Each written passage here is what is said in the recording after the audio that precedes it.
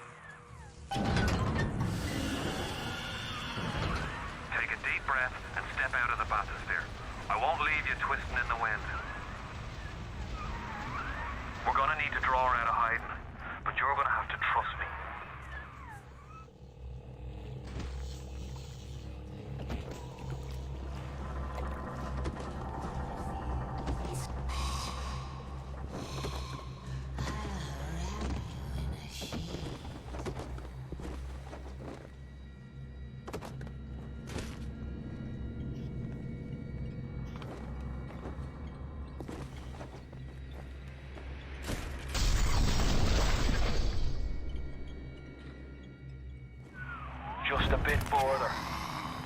How do you like that, mister?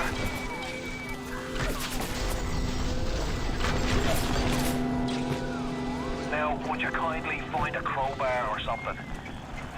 Bloody splicer. Seal Johnny in before they... Goddamn splicers.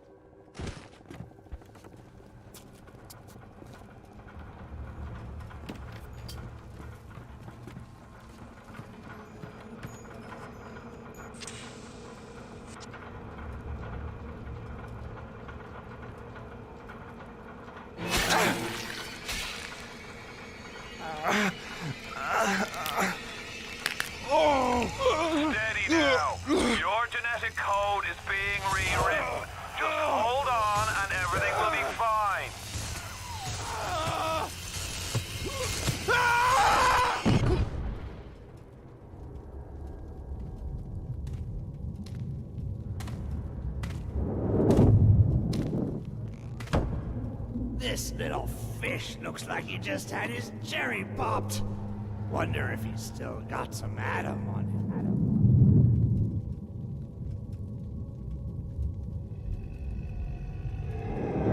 Hear that? That's Buck. Weak! You're a weak chopper. This little fish ain't worth towing it with no big daddy. Yellow! Always have been. You'll be no better off with a metal daddy, little fish. See you floating upright.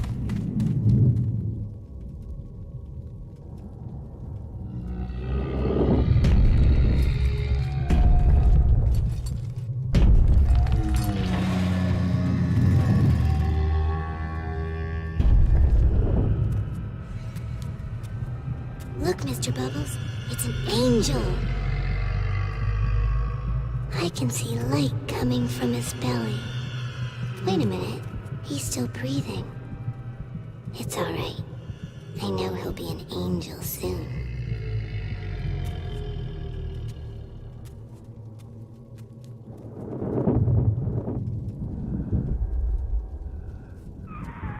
You alright, Boyle?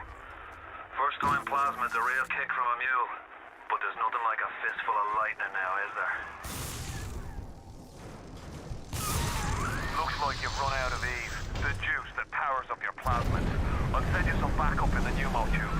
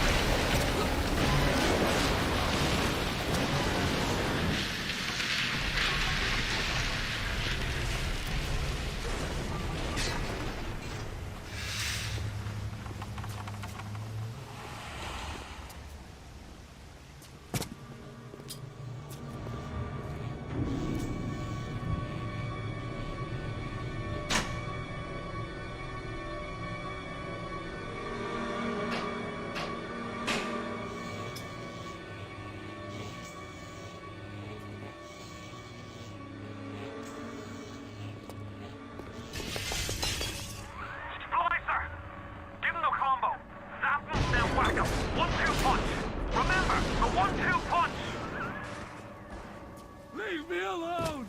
Hey! Don't run!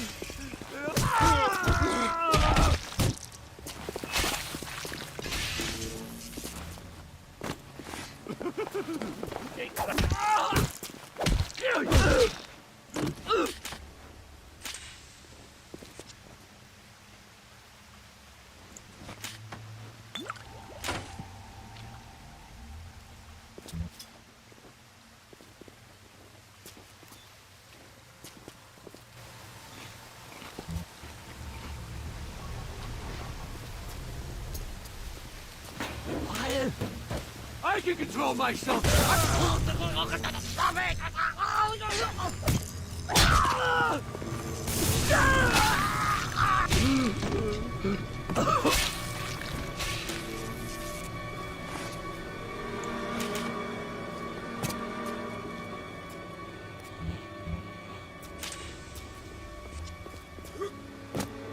Tell Ryan I'm sorry. I won't do...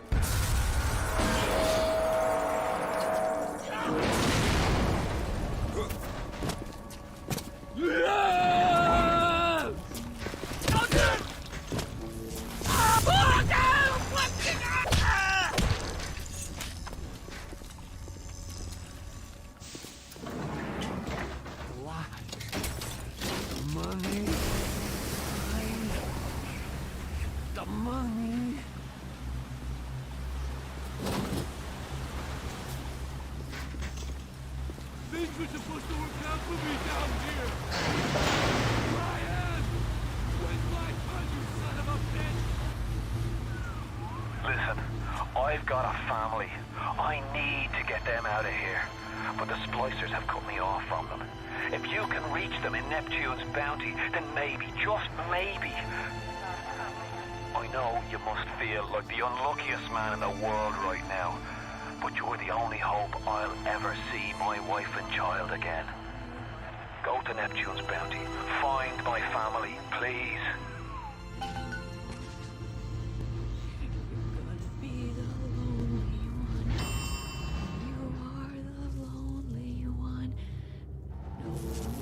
dare to sing this.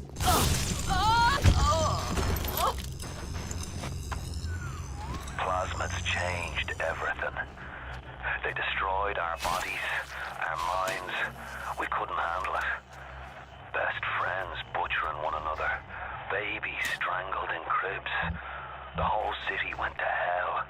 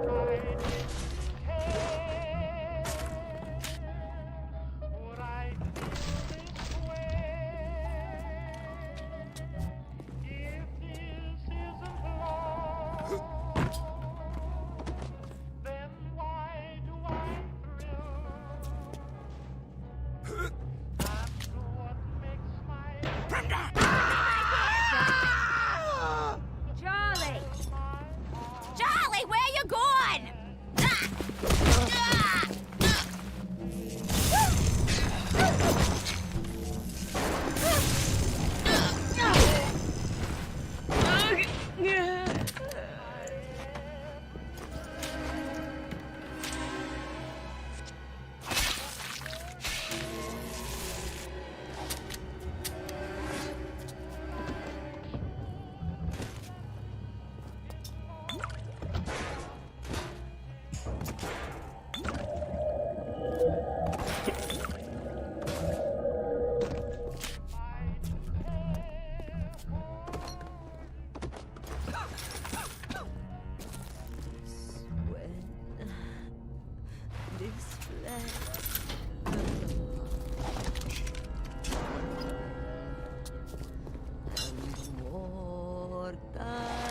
If you spot a splicer in the water, hit him with the electrobolt.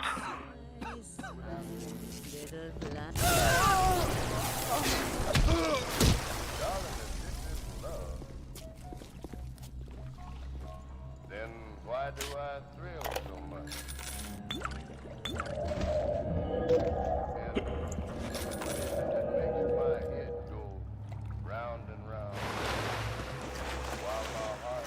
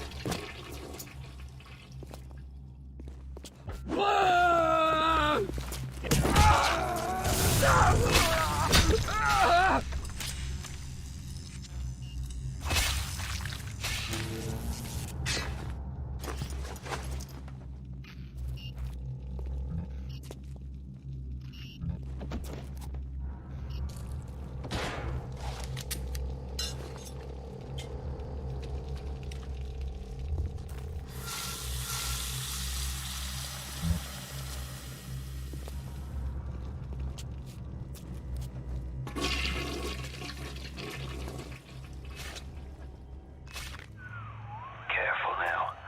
Would you kindly lower that weapon for a minute?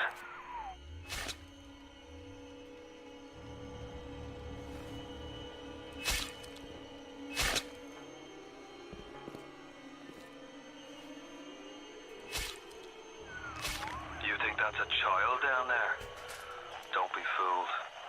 She's a little sister now. Somebody went and turned a sweet baby girl into a monster. Whatever you thought about right and wrong on the surface, well, that don't count for much down in Rapture. Those little sisters, they carry Adam, the genetic material that keeps the wheels of Rapture turning. Everybody wants it, everybody needs it.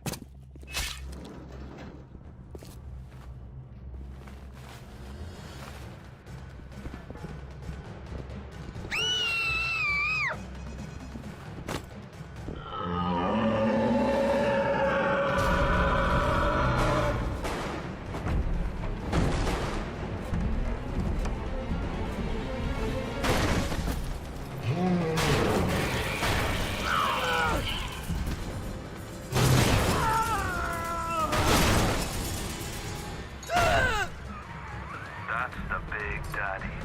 She gathers Adam, he keeps her safe.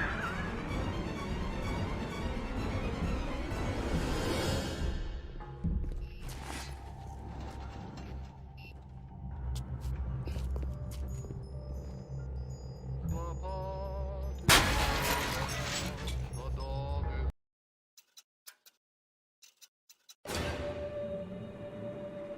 is drawing very night. Let's creep away from the day and allow me to say goodbye.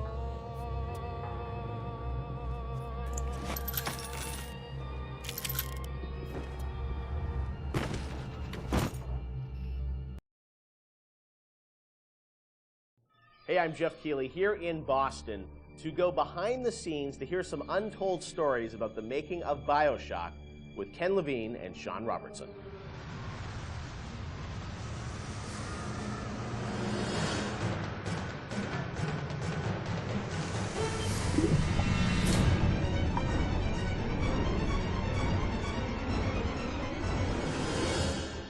Let's talk a bit about the theme and setting of Bioshock, Rapture. I think a lot of people, when they played the game for the first time, Ken, they wondered, how did you even dream up this place? And I know you said publicly before that part of the reason you sort of, what led you to Rapture was this idea of fully simulating a place. Tell us about that sort of idea and the frustrations you had with other games where you sort of hit a bound.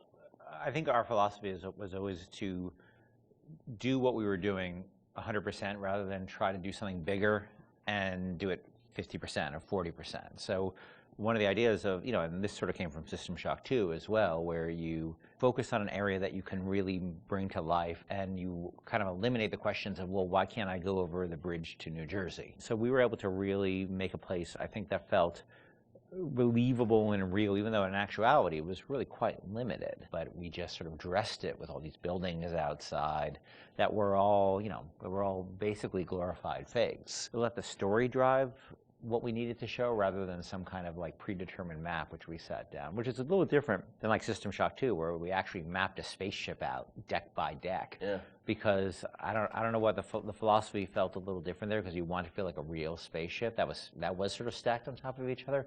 But Rapture was free to sprawl across the ocean floor. Although you guys originally, Sean, were talking about doing this game on a sort of spaceship again, right? Yeah, when we first started talking about what the spiritual successor to System Shock 2 was going to be, Spaceship came up, but again, you know, we wanted a limited environment, and we didn't necessarily want to do Spaceship again. And our first actual exploration of this space was underwater, but ultimately ended up looking like a spaceship. It just happened to have a couple of seaweed fronds outside. And that started to push us towards what artistic statement that we wanted to make this look different and what rules we were going to set for the world. How at every turn we were going to try to remind the player that they were in fact underwater and that this wasn't a spaceship. And how, like, underwater, we obviously know you did underwater, then sitting in the sky, like, where did you come with the idea of, like, doing this underwater? I think there was probably a conversation. It's like, well, what kind of places could be cut off from other places? Yeah. Like, well,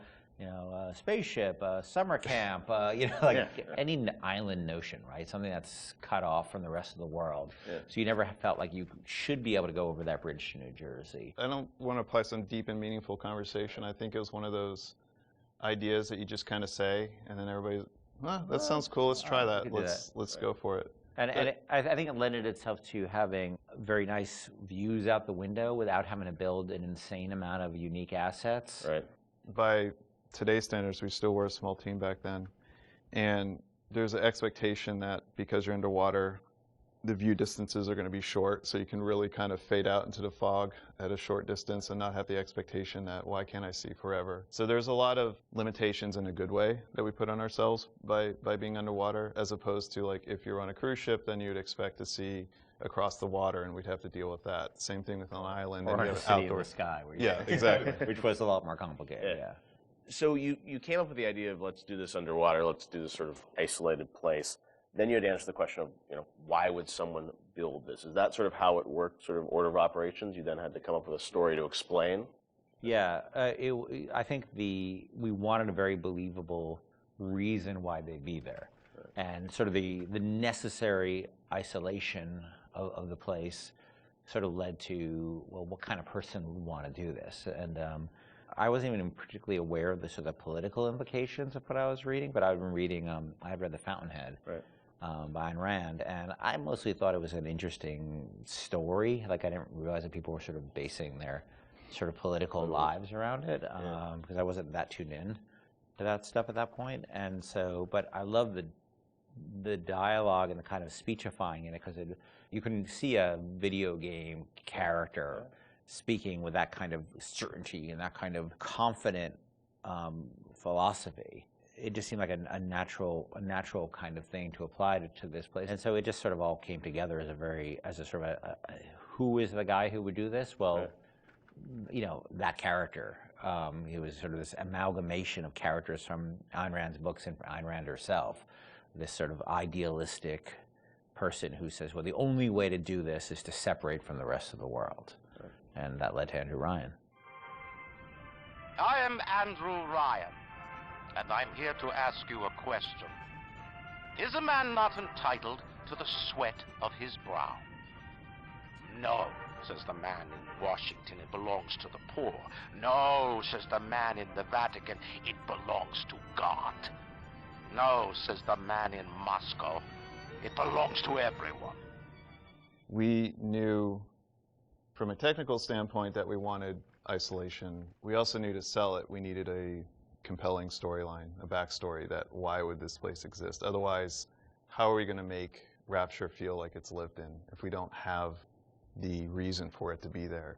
So once we decided on the underwater location and then the closed off spaces, that objectivist story kind of came in and made the art stronger and made the level design stronger, because we could feed back into that loop. And I think that's why we had to have sort of Andrew Ryan's pitch right at the beginning of the game. We wanted people to understand why somebody would go there And so he makes this very personal one-to-one pitch to the gamer, but also that was the pitch he'd make to people, which was, you know, there's a place that you can be free of all these things, where you can not be sort of put upon by the government and not be afraid of nuclear war and not be afraid of all these other things that will plague you on the surface.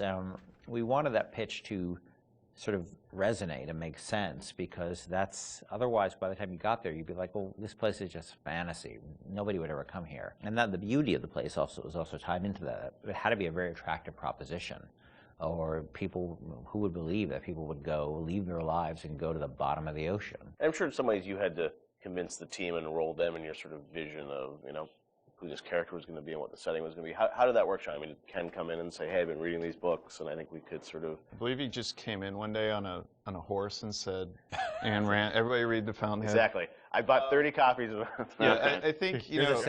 Here's a 2,000-page book or something. Yeah. Go read it. I mean, really, it was more organic. You know, like I said, we knew that we had this location, and you struggle to fill it with stories, and you struggle to find meaning of why does this place exist? You know, what's my motivation? And as Ken started to explore Ayn Rand a little more and started talking to us about it, and we were having that conversation, and it's like, oh, this could totally work. Like, this is exciting. Like, this is something that really hasn't been done in a video game before. And if we had flipped it and come up with the idea first before the location, I don't think we would have really been that excited about it. But we had a location, and now we're trying to fill it with that story, and because of the order of operation there, you start to get excited, like, oh, I could totally make this work. This is going to really make it feel like a lived-in space. You know, as you think of sort of the, you know, the setting, and you think of maybe a character or something, was there a moment that you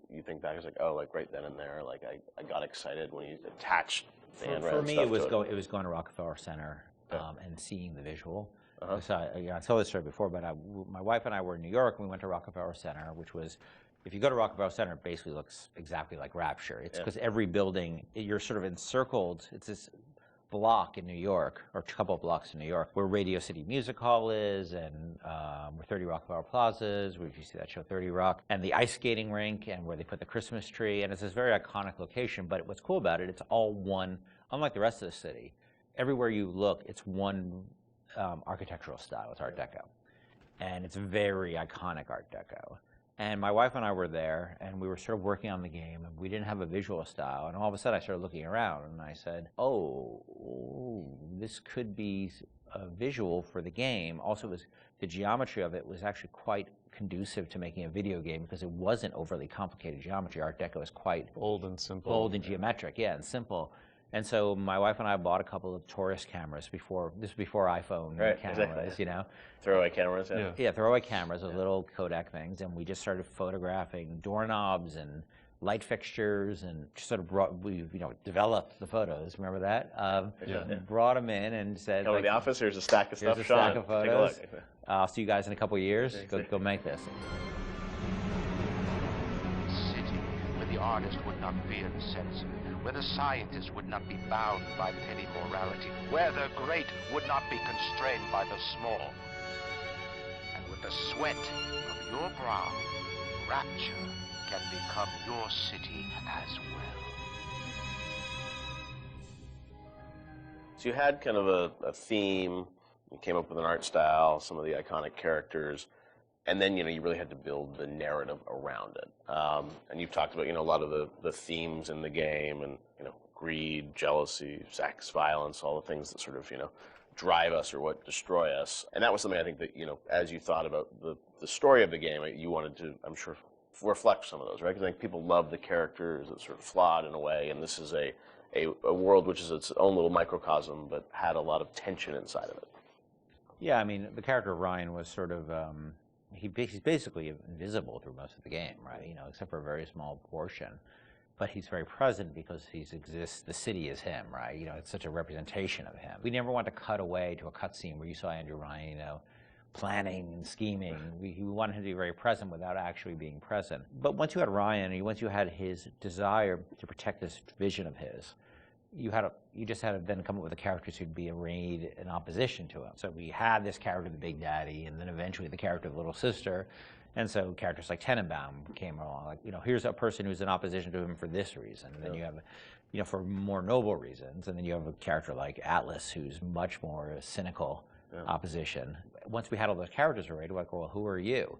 And, you ended up being a sort of, a pawn in the middle of all this opposition to Ryan. We just kept kind of homing in on that theme and making sure that you weren't, eventually figuring out that you couldn't just be here by an accident, that you're an integral part of this story, even though you don't know you're an integral part of this story. You think you're just there by happenstance.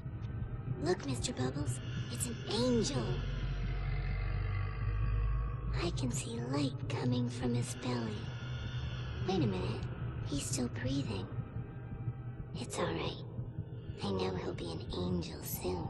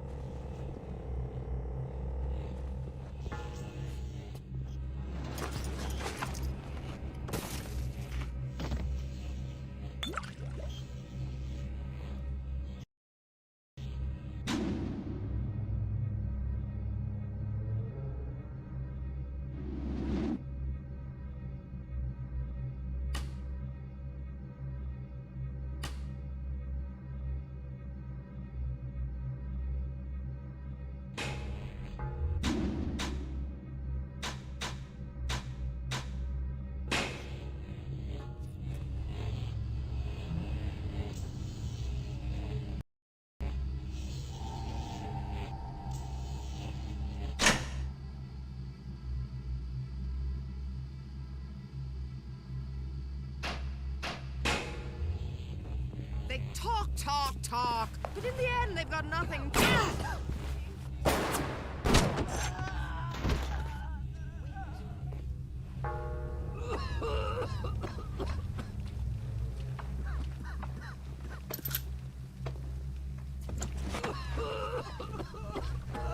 I'm really crawling for you alone. Don't fucking judge me!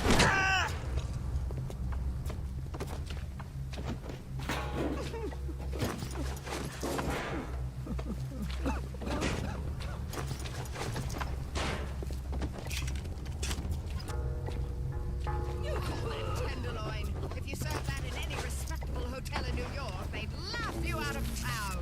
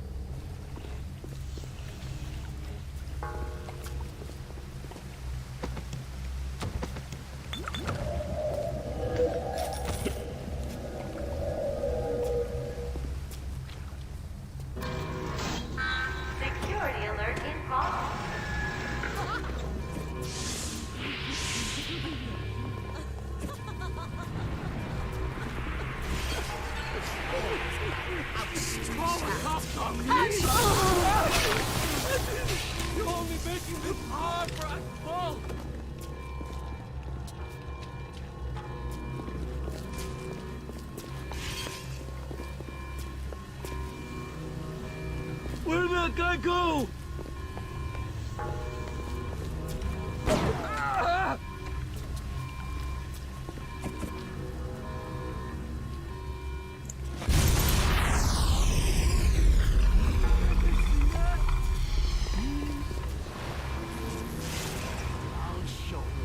I'm your better.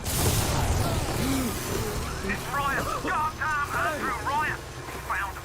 Damn it! He shut off access to Neptune. There's another way to get there. Head to medical.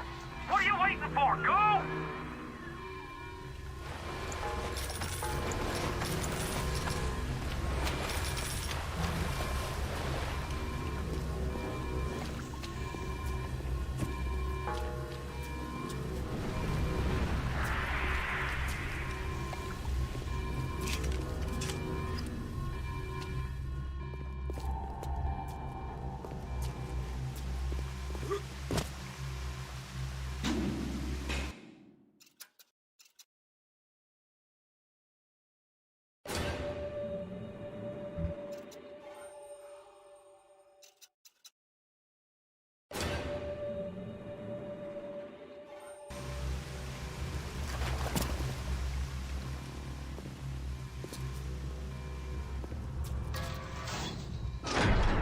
Oh, Christ! You're trapped! Gonna try to override the exit from here.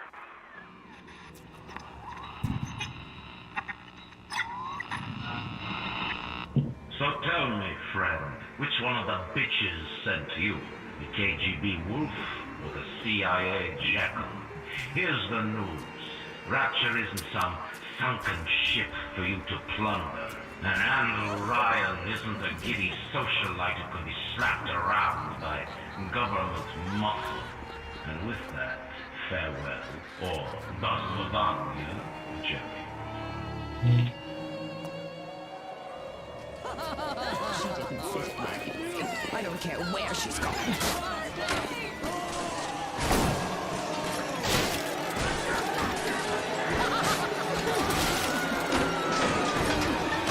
I got her! Get out of there! Get out now! Standards for evenings all times.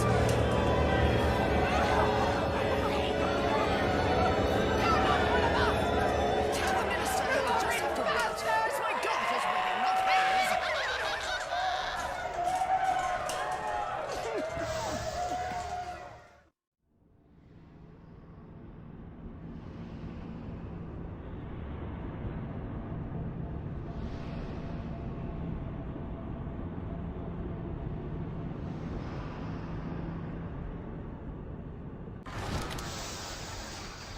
Bring a picnic lunch and we'll make a day of it. Just adore us,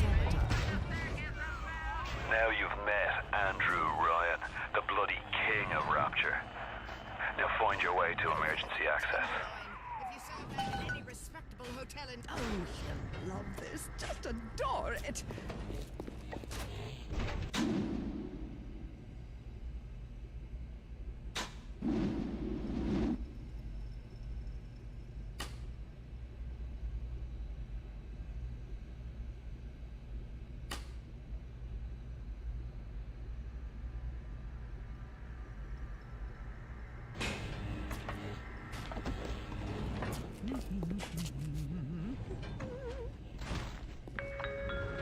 What's the matter, Mary? You look...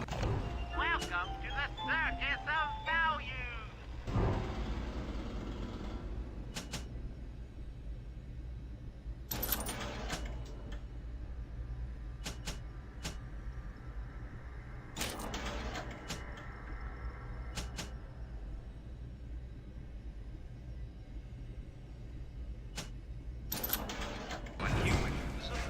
I don't feel so great.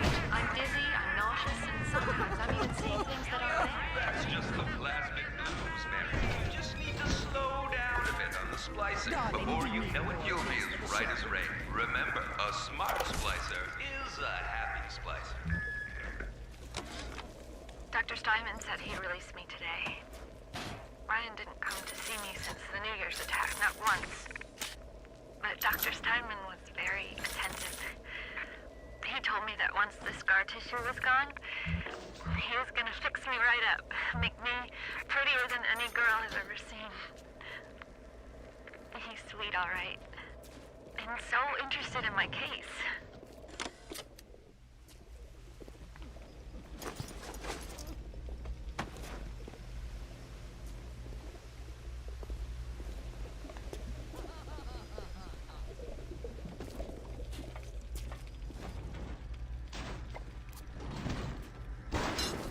The finest? The finest.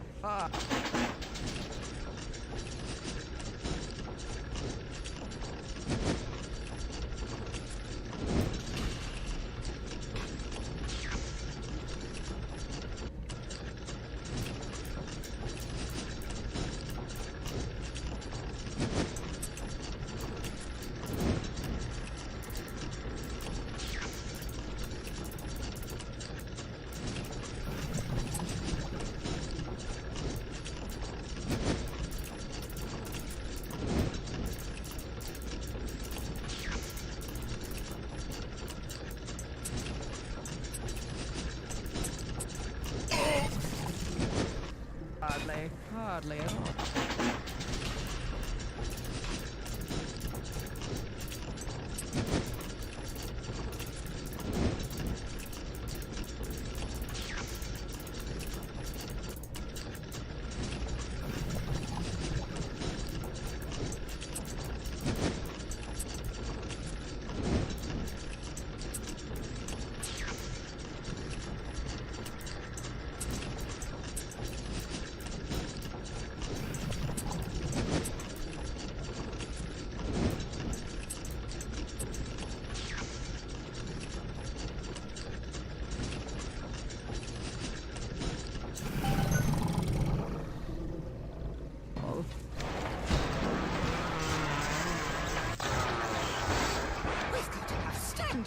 Even in troubled times.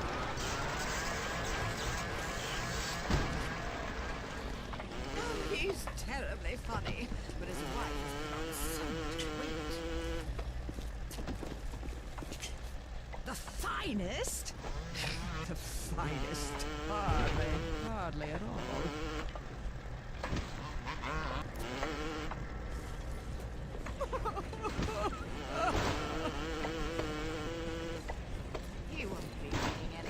Keep away from my patients! I don't want to hurt you.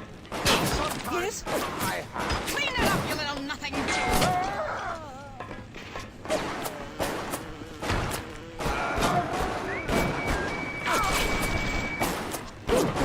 Fucking machine!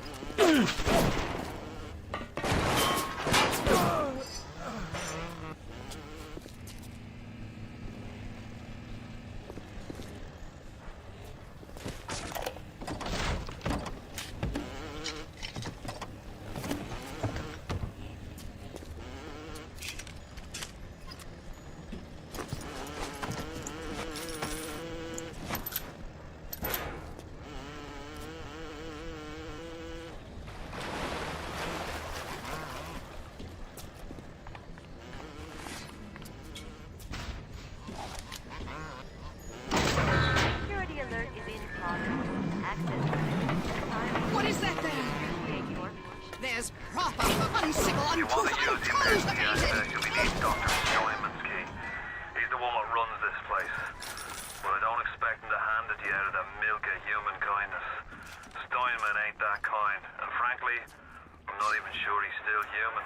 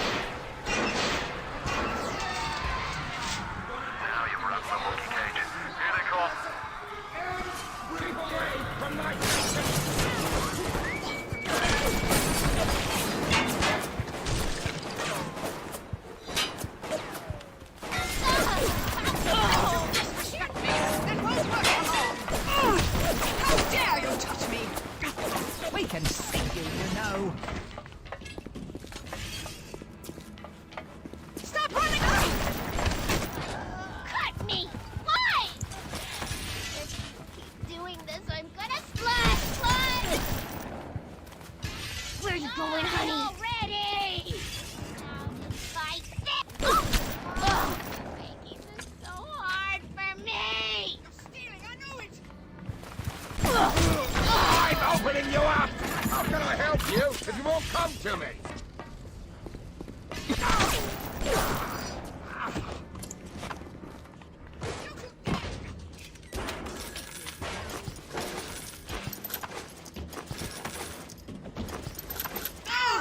That whole foot, come on!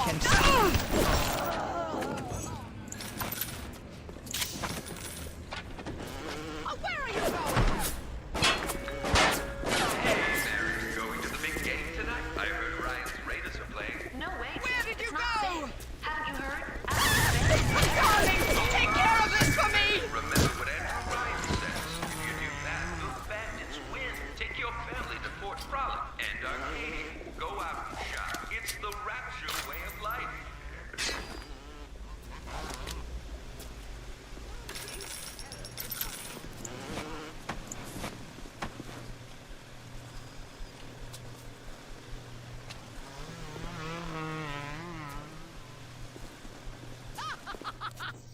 Hurry up! Promise me pretty, Simon! Promise me pretty! Now look at me! Look at me! The minister, he'll just have to wait. It's my daughter's wedding, not his.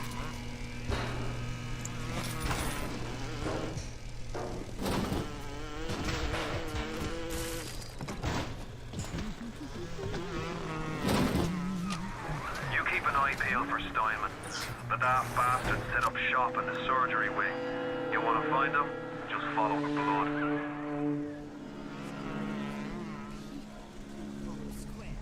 Animals everywhere.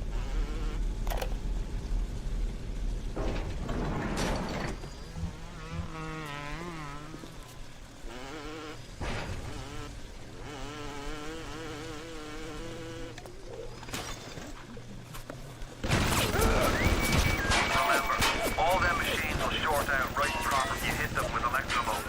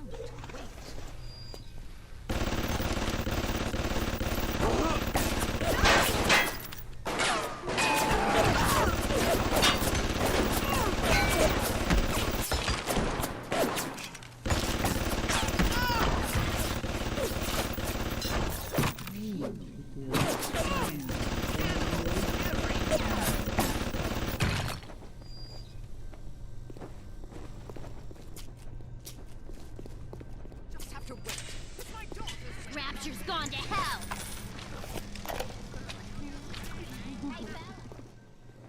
You're jealous! Come here! Let me try again!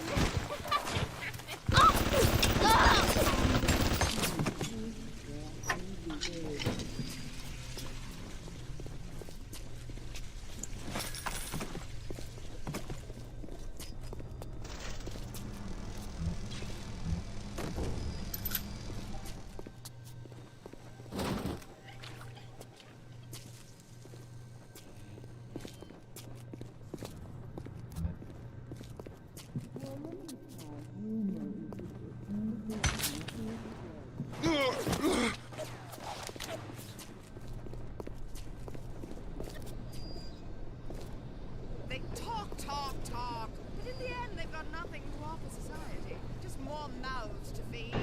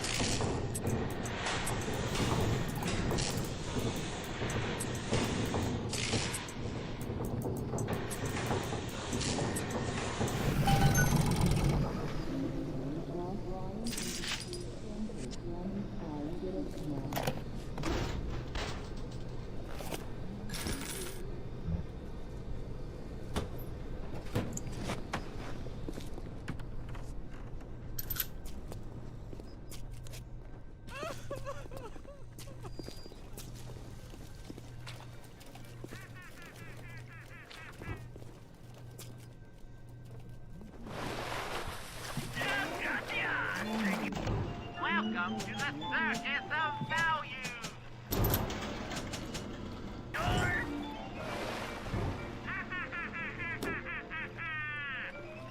Feel your cravings at the circus of value!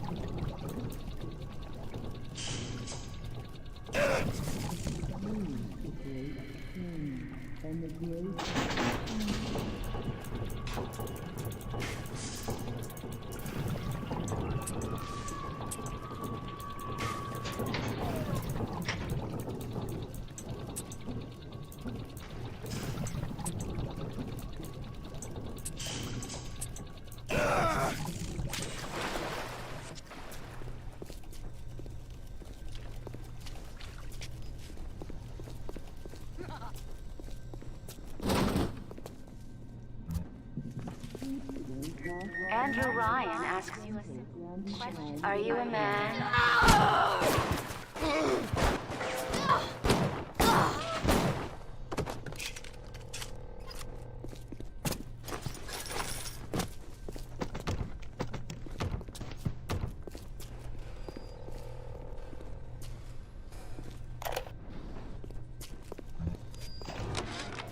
Simon, I know Medical Pavilion is your man, but you might want to cogitate on this. Ocean water is colder than a witch's tit. You don't heat the pipes freeze. Pipes freeze, pipes burst. Then Rapture leaks. Now, I realise you're a posh sort of geezer, and frankly, I don't give a toss if you piss or go fishing. But once Rapture starts leaking, the old girl's never gonna stop. And then I'll be sure to tell Ryan he's got you to thank.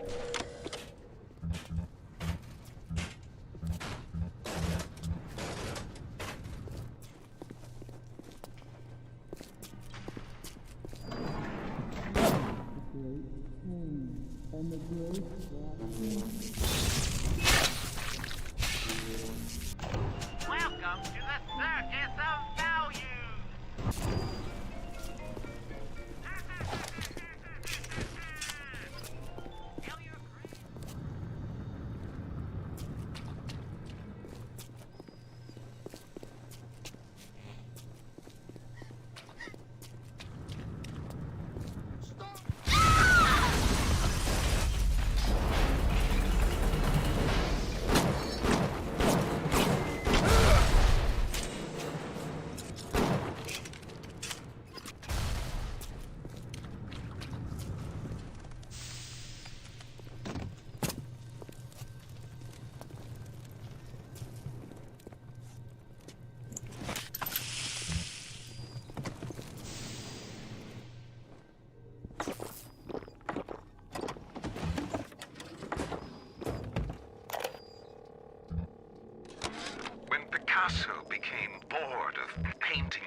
started representing them as cubes and other abstract forms. The world called him a genius. I've spent my entire surgical career creating the same tired shapes over and over again. The upturned nose, the cleft chin, the ample bosom. Wouldn't it be wonderful? Security cameras. I can hear the infernal things all around you. Ryan's eyes and ears.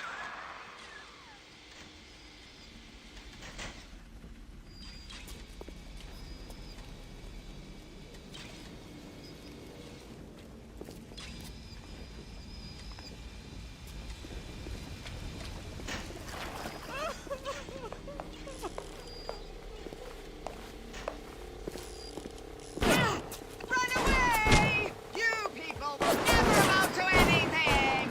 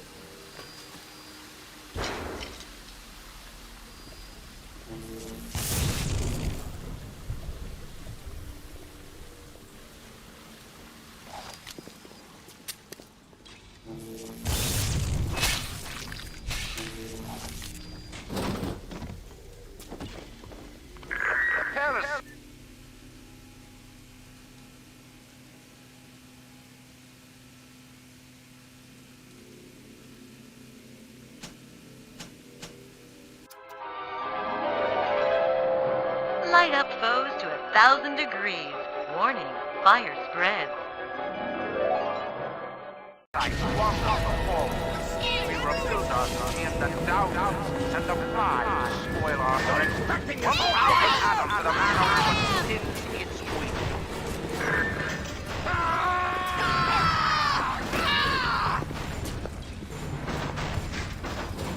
You're infecting everything!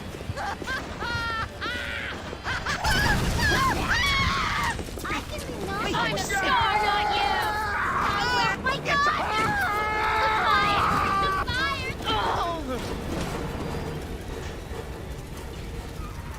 All roads in Rapture lead to Ryan. Security, the splicers, the big daddies, the little sisters. He pumps some kind of chemical scent in the air. Pheromones, they call it. Makes them all dance to his tune.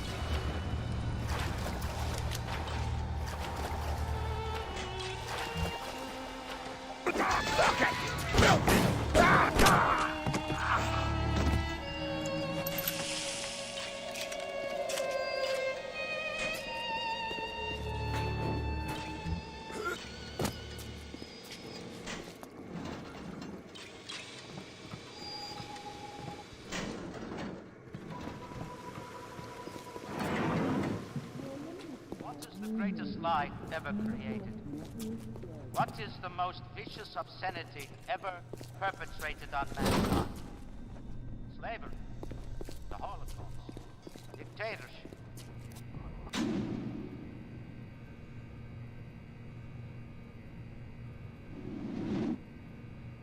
No.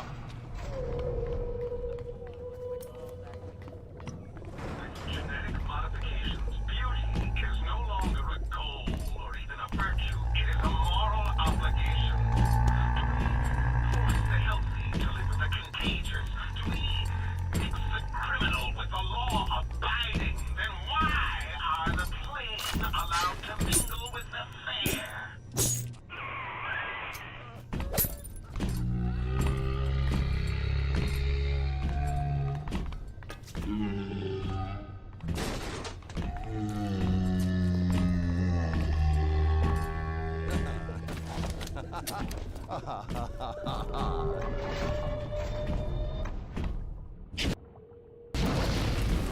Why do we have two eyes?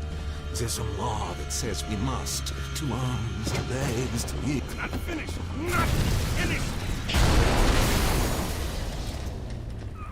You'll have to find some way to get through to surgery and Steinman. Chin up now. The Lord hates a quitter. I can hear that splicer sounding off like it's the 4th of July. Explosives are hard to come by down here. If you get your hands on one of them telekinesis plasmids, you can catch the damn firebombs and toss it right back in his gob. Or anything else that might be standing in your way.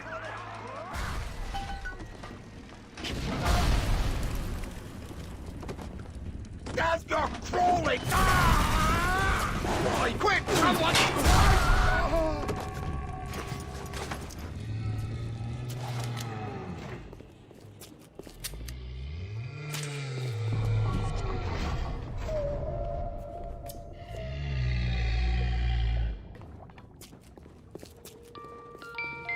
Wallet a little light?